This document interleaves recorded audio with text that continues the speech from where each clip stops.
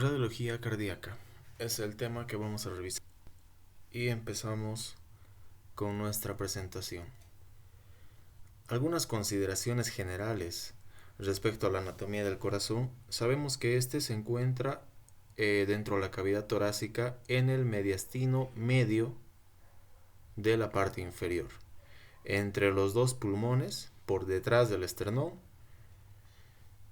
Tiene una forma, ya sabemos, piramidal, de base superior y un vértice inferior apuntando hacia el lado izquierdo, prácticamente hacia el ángulo del pulmón. Tiene algunos medios de fijación que vamos a mencionar. Por ejemplo, esta membrana, que es una serosa en realidad, corresponde al pericardio, del cual tenemos dos hojas. Un pericardio parietal que lo va a unir a la pared torácica y un pericardio visceral que va a recubrir al al corazón por encima del epicardio. Pero además entre ambas hojas se va a encontrar el líquido pericárdico que en condiciones normales, tiene hasta unos 50 cc de contenido. ¿Y cuál es el contenido? Pues es un plasma ultrafiltrado, muy fino, que cumple la función de lubricación.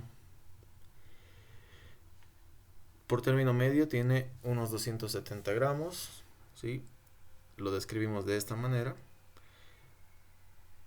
Y en una placa lateral, en una radiografía lateral, podemos observar a la cavidad mediastínica dividida en sus dos porciones.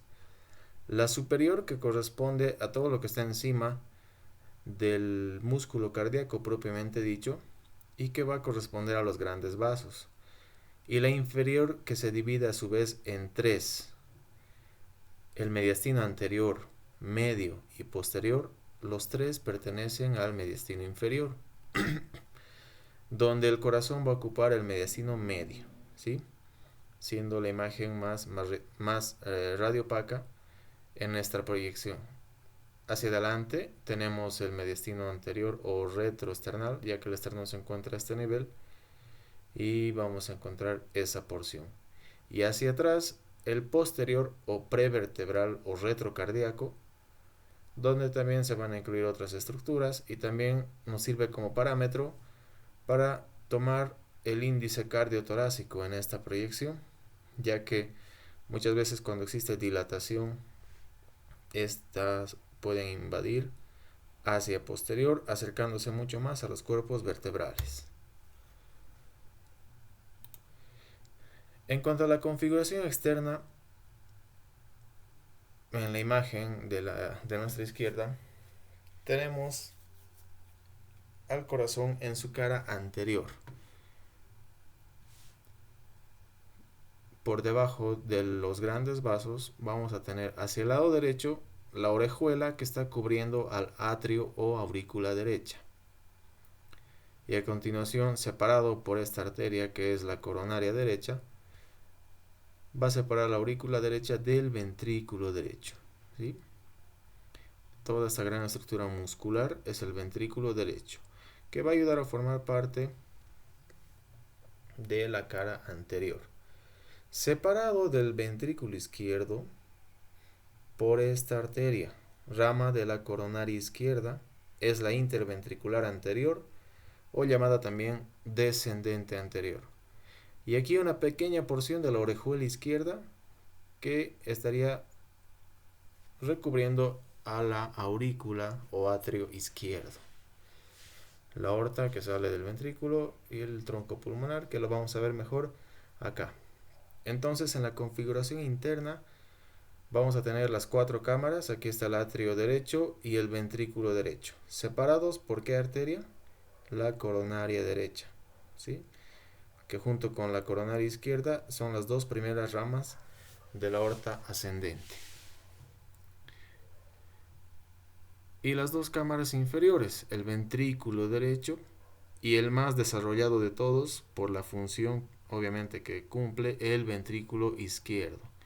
separados ambos ventrículos por este tabique interventricular o septo interventricular, que está sujeto también a malformaciones congénitas en algunos casos, donde puede haber la ausencia total o parcial de este, dando como resultado una comunicación interventricular.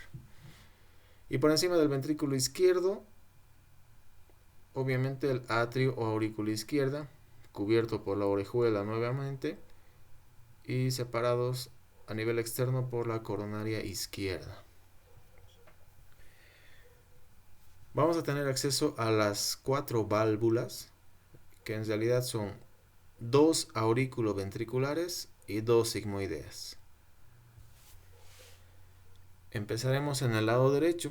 Entonces tenemos como representante de válvula aurículo-ventricular a la tricuspide, la válvula tricúspide, que va a regular el paso de sangre de la aurícula al ventrículo derecho. Y en la fase de contracción de este, va a expulsar esa sangre a través de esta otra válvula que corresponde al tronco pulmonar. La sangre es sangre desoxigenada por si acaso, todo el corazón derecho es sangre desoxigenada. Y este va a pasar a la circulación menor a intercambiarse el CO2 por oxígeno que inhalamos en la fase inspiratoria de la respiración, y va a volver a través de las 4 venas pulmonares que se encuentran aquí atrás a desembocar en la aurícula o atrio izquierdo. Y a su vez, la válvula mitral va a regular el paso de la sangre a este ventrículo, que es el encargado de expulsar sangre a la circulación sistémica. Por eso es el más desarrollado, y lo va a hacer a través de esta válvula que corresponde a la aorta. Y de esa manera se repite el ciclo de circulación a grandes rasgos. ¿Qué malformaciones o qué patologías pueden involucrar en las 4 válvulas? ¿Sí? Cualquiera de las 4 puede estar afectada. Puede haber agenesia de segmentos del corazón, por ejemplo, ausencia del tabique interventricular y también del interauricular. Puede haber malformación a nivel de los grandes vasos o del drenaje venoso, como vamos a ver más adelante. Conviene recordar un poquito cuáles son los criterios para una placa postero-anterior. Antes de irnos a la silueta cardíaca en sí, tenemos que reconocer la proyección de la placa, incluso una edad aproximada del paciente, ¿sí? Que generalmente puede ser un adulto y en algunas ocasiones paciente pediátrico o recién nacido. Y también el sexo, ¿no? Hay patologías que tienen más predilección por un sexo que por otro. ¿Cuál va a ser nuestro punto clave? Pues la inserción o la articulación entre las clavículas y el esternón. Estas van a venir de lateral hacia medial, cayendo en dirección ligeramente oblicua, como alas de gaviota o imagen en V. Entonces no son rectilíneas, cae como si fuera una gaviota, ¿sí? Unos 4 o 5 centímetros por debajo del vértice pulmonar. Además que en esta imagen no hay sobreposición de las escápulas en el campo pulmonar. Si logramos notar, las escápulas se mantienen por fuera de los campos pulmonares, lo cual nos facilita la lectura no solo del corazón, sino también de dichos campos. Y además que tenemos este signo con el paciente en bipedestación o de pie, que corresponde a la burbuja gástrica, ¿sí? Y también es un elemento que se encuentra en gran parte de las placas que sacamos a nuestro paciente en póstero anterior. En cambio, la anteroposterior, aquella que se realiza generalmente cuando es imposible o contraindicado tomar una PA por condiciones sobre todo del paciente. Se utiliza el equipo de rayos X portátil muchas veces en esta proyección y por lo tanto la calidad no va a ser la mejor. Tenemos por ejemplo las clavículas que quedan horizontales, es decir, casi planas, y además no estamos viendo en esta, pero sí en algunas placas anteriores habíamos visto que quedan en un nivel muy superior, prácticamente a la altura de los ápices pulmonares. Los omóplatos pueden invadir campos pulmonares, habiendo sobreposición también de estructuras, lo que va a dificultar de hecho la lectura de la placa, ¿sí? Va a dificultar y se pierde el signo de la burbuja gástrica en bipedestación. Entonces, una imagen referencial sobre todo de las estructuras que están relacionadas con la silueta cardíaca. Y empezamos a hablar de esto. Vamos a marcar primeramente dos bordes a nivel del corazón, uno al lado derecho y otro al lado izquierdo. Entonces ya sabemos qué proyección es, ya conocemos algunos antecedentes del paciente, o tal vez no, pero podemos hacer la lectura.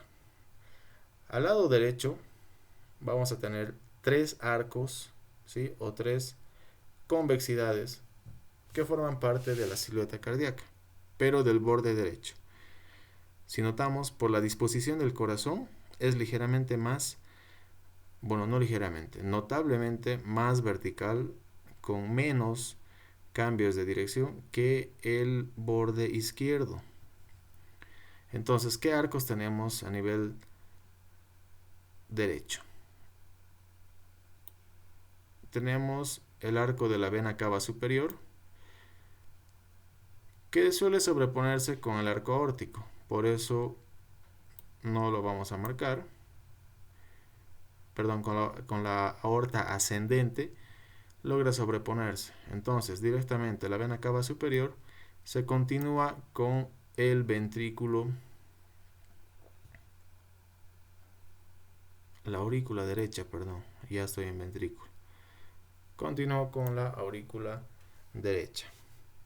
En cambio, al lado izquierdo vamos a ver que tenemos un arco más, hablando en cuestión de cantidad. Va a haber un marcado botón aórtico, ¿sí? Una imagen muy convexa que corresponde al callado de la aorta. Esto ya en el lado izquierdo. Luego tenemos un poco más plano el arco del tronco pulmonar. Mucho más plano todavía un pequeño trayecto que corresponde a esta pequeña porción de la aurícula izquierda, que muchas veces la omitimos porque se continúa con el gran ventrículo izquierdo. En la silueta cardíaca normal no forma parte de ninguno de los bordes este elemento, que vendría a ser el ventrículo derecho, ¿sí? Ya que viene apoyado sobre el diafragma y además está en una porción anterior por la proyección que tenemos. Sin embargo, en una placa lateral de tórax vamos a ver que este ventrículo derecho, que aquí no tenía participación en la silueta, aquí sí va a tener un importante margen que está delimitando y separando al mediastino anterior del medio. Este es el arco del ventrículo derecho. Y hacia atrás, luego de un territorio de opacidad homogénea, vamos a encontrar los dos arcos que vendrían a formar parte posterior de la silueta cardíaca en esta proyección. Hacia abajo tenemos el arco, obviamente, del ventrículo izquierdo, continuándose al igual que en esta proyección ¿sí? El ventrículo izquierdo se continúa con ¿quién? Con este pequeño triángulo, que aquí ya se ve un poco más notable. La aurícula izquierda. Tenemos la cisura mayor pulmonar y la cisura menor, y por encima de esta cisura menor vamos a tener como referencia los grandes vasos. ¿Sí?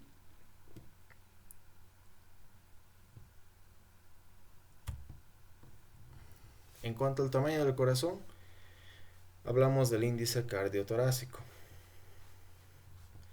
donde trazamos una línea sagital o longitudinal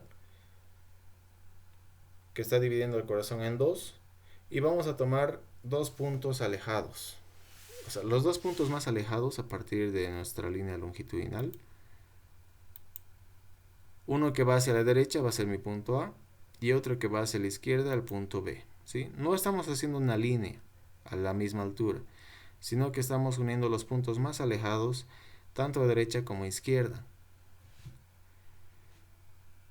Y haciendo números, pues pongámosle ejemplos que cada uno vale 5 centímetros.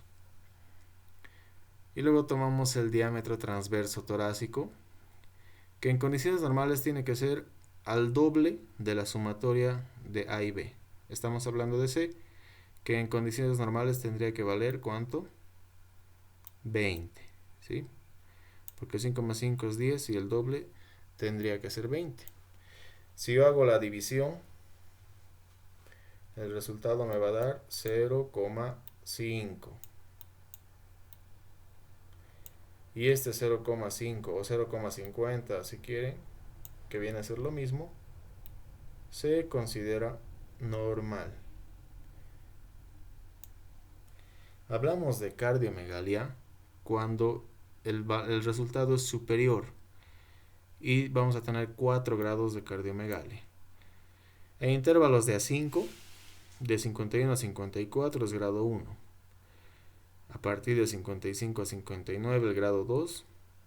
De 60 a 64 el grado 3. Y hay una marcada y notable baja en la calidad de vida de la persona. Y el grado 4, que vendría a ser el más grave, grado 4 de cardiomegalia, generalmente a expensas del ventrículo izquierdo, nos va a dar como resultado un índice mayor a 0,65. ¿Desde qué edad se pueden tomar estos parámetros? Pues desde los 2 años. Y algunas imágenes de referencia con grados de cardiomegalia: el grado 1, el grado 2. ¿Sí? Las causas siempre van a ser algunas cardiopatías congénitas que pueden ser valvulares, también adquiridas como la hipertensión, o infecciosas como las miocarditis. Mientras más grave o más avanzado sea el grado de cardiomegalia, el estilo y la calidad de vida de la persona va a disminuir notablemente. Y estas dos son las formas más graves y más avanzadas. En el grado 3 hay mucho deterioro de la silueta y la función cardíaca, y generalmente lo que habíamos mencionado, por insuficiencia ventricular. Patologías de base, por ejemplo, hipertensión nuevamente, insuficiencia cardíaca, cardiopatía reumática, plurivalvular. ¿Qué significa? Que el estreptococo, ¿sí?, producto de la fiebre reumática, de múltiples infecciones durante la infancia, ha logrado causar lesión no solo de una válvula, sino de más de una. Puede ser, por ejemplo, mitral más aórtica, mitral o tricuspidia. Cuando llega a afectarse más de una válvula, a veces 2, 3, voy a tener un grado mucho más avanzado de cardiomegalia. Y las de grado 4, que prácticamente el corazón, estas son las personas que no les cabe el corazón en el pecho. ¿verdad? Y literalmente es así porque miren este zapatazo. Incluso parece que se hubiera administrado contraste a ese corazón. Sumamente dilatado, llegando casi a chocar con la parrilla costal lateral, y también al lado derecho ha vencido sus límites, lo que significa que si a derecha e izquierda hay cambios, la patología multivalvular está presente. Algunas malformaciones congénitas las vamos a categorizar en tres: las que cursan con un corazón pequeño, las que tienen algunas formas y signos característicos a la radiología, y hablamos también de la dextrocardia o sitios inversos. ¿Cuáles son esas malformaciones o patologías con corazón pequeño? Tenemos a la EPOC y las dos patologías, obviamente, que se incluyen dentro de esto. Está el asma. Ambas son patologías obstructivas, ¿sí? Causan insuficiencia respiratoria por obstrucción del flujo. Y la imagen va a ser similar a esta, ¿sí? Un corazón claramente más pequeño. Si sacamos el índice cardiotorácico, incluso podría ser menor a 0,45, acercándose a 40. Pero esto también es relativo porque va a depender mucho de la constitución de la persona. Hay personas que son muy delgadas y muy altas. Entonces la forma del tórax y el corazón también se va amoldando aquello. O el caso contrario, personas muy obesas que miden 1,5 metros, un poco más. También la forma y disposición del corazón va a ser variable. Entonces no tenemos que limitarnos a leer una placa, porque en realidad estamos atendiendo o vamos a atender pacientes y la atención tiene que ser integral.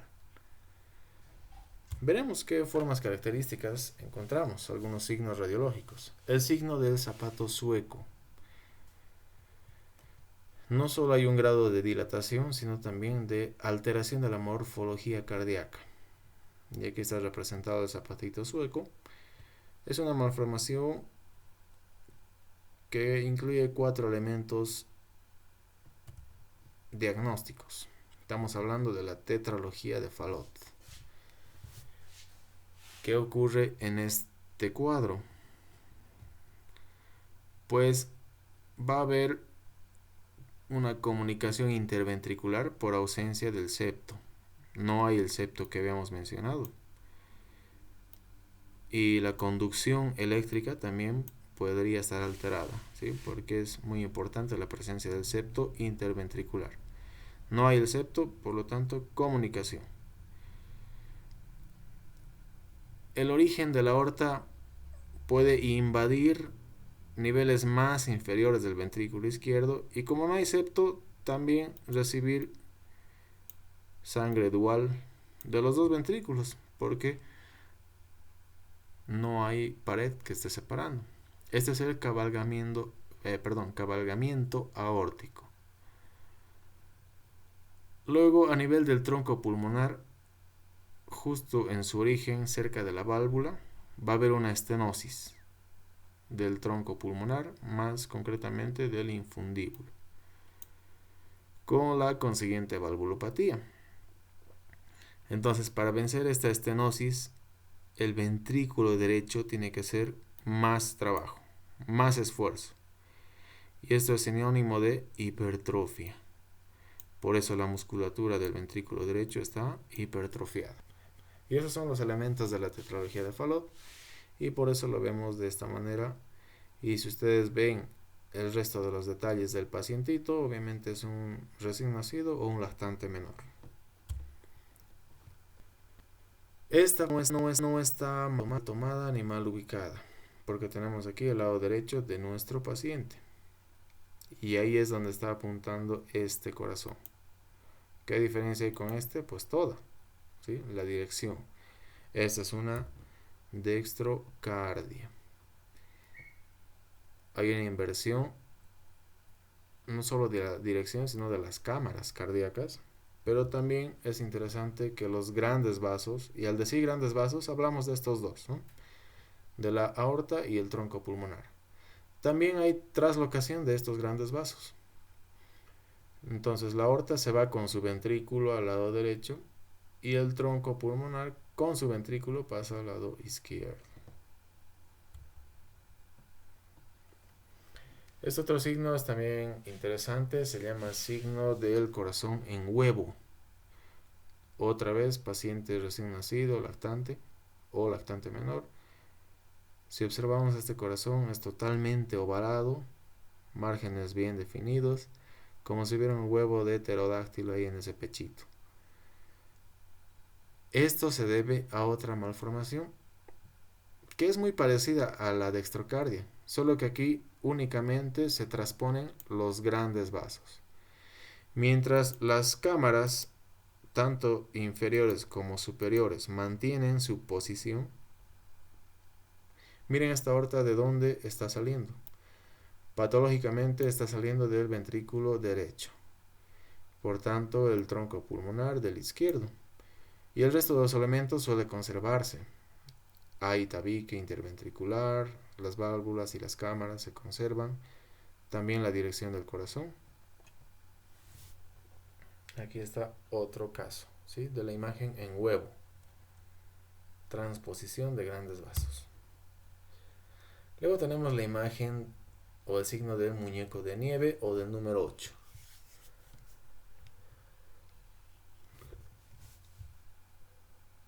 Donde vamos a tener dos elementos esféricos sobrepuestos, ¿sí? Como si fuera un número 8 o este muñequito de nieve, ¿no? Que le falta su nariz de zanahoria, le falta su sombrerito y la bufanda. Listo. Y sus manos de ramita. Entonces, signo del muñeco de nieve. ¿En qué patología? También relacionada con los vasos, pero en este caso las venas. Va a haber un drenaje venoso pulmonar anómalo. Es decir, las venas que están llegando con sangre oxigenada, estas 4 venas pulmonares, en vez de vaciar su contenido a la aurícula izquierda como habitualmente ocurre, van a hacerlo en la aurícula derecha a diferentes niveles, ¿sí? Y esta me va a dar la imagen correspondiente a este signo. Este drenaje va a tener una clasificación según el sitio de alteración del drenaje. El más frecuente es supracardíaco, luego tenemos el cardíaco, el infra y el mixto. Hablemos de hipertrofias o crecimiento de cavidades o cardiopatía dilatada. En este caso revisaremos de la aurícula derecha.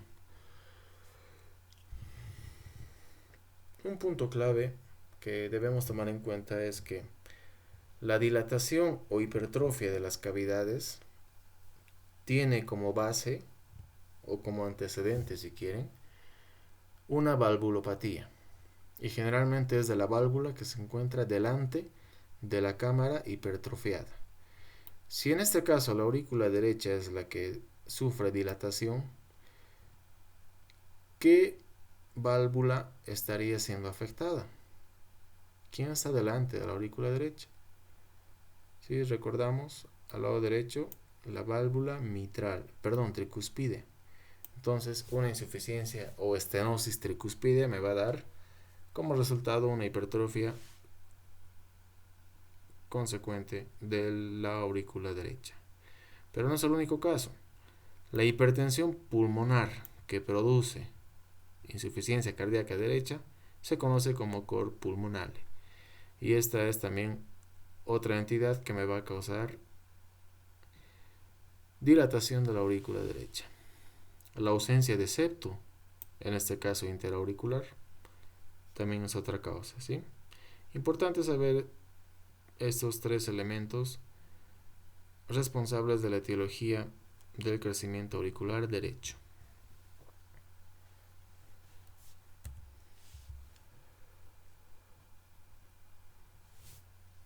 En el caso de la hipertrofia o dilatación de la aurícula izquierda, es decir, de la hermana,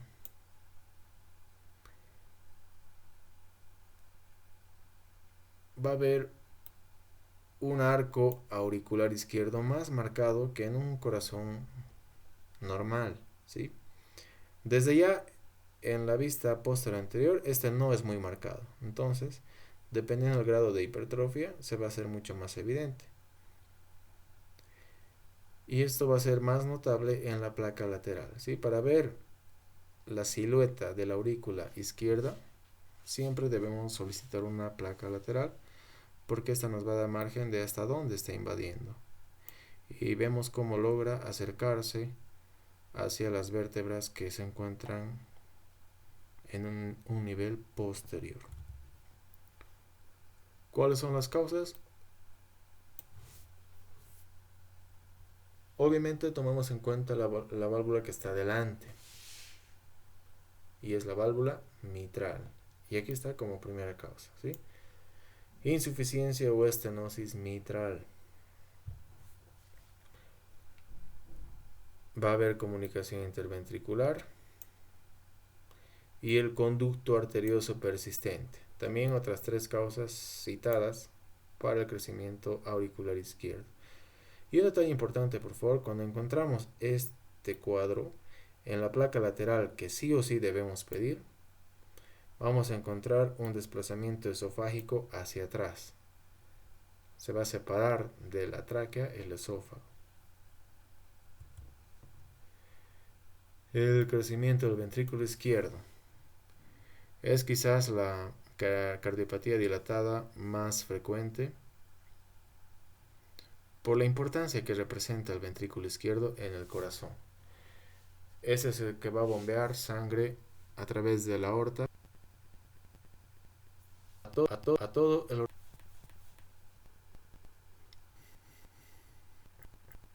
y vamos evidentemente a la silueta cardíaca correspondiente al arco ventricular izquierdo con diferentes cambios. Va a expandir sus límites más allá de lo normal y también en la placa lateral se hace evidente. ¿Sí? Por encima del diafragma, el ventrículo izquierdo. Hablando un poquito de los vasos pulmonares.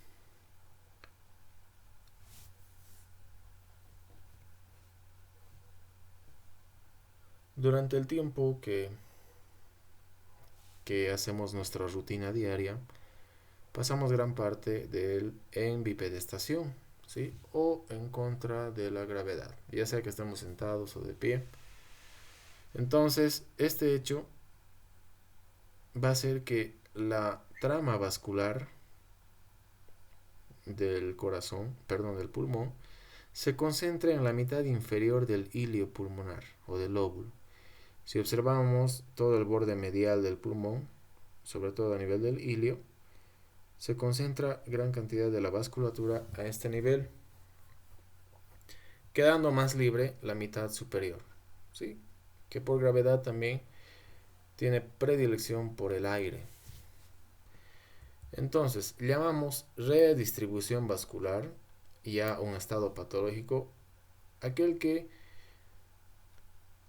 como su nombre lo indica, va a redistribuir o va a relocalizar esta trama vascular, haciéndolo más evidente en la mitad superior, del ilio para arriba, ¿sí? Visible en una placa también de pie. ¿Cuáles son las causas principales de esta redistribución vascular? Insuficiencia cardíaca izquierda es importante, y la estenosis mitral, que está muy desarrollado, o más bien muy relacionado con la insuficiencia cardíaca izquierda. La estenosis mitral. Entonces, de alguna manera ya lo hemos citado hace un momento. Si la válvula mitral es la afectada, ¿qué cámara va a sufrir hipertrofia y dilatación como resultado? Si respondieron aurícula izquierda, pues excelente. Este arco auricular izquierdo va a ganar cada vez más importancia en el borde cardíaco izquierdo. Puede haber calcificaciones de la válvula mitral, sobre todo si se cuenta con el antecedente de fiebre reumática. Y aquí está, ¿sí? Como causante, cuando la etiología no es congénita. Importante esto también recordar. Antes de ver el título y la descripción, les pido que observen este corazón. Dirían que es una cardiomegalia grado 3, grado 4, o tal vez no tiene cardiomegalia.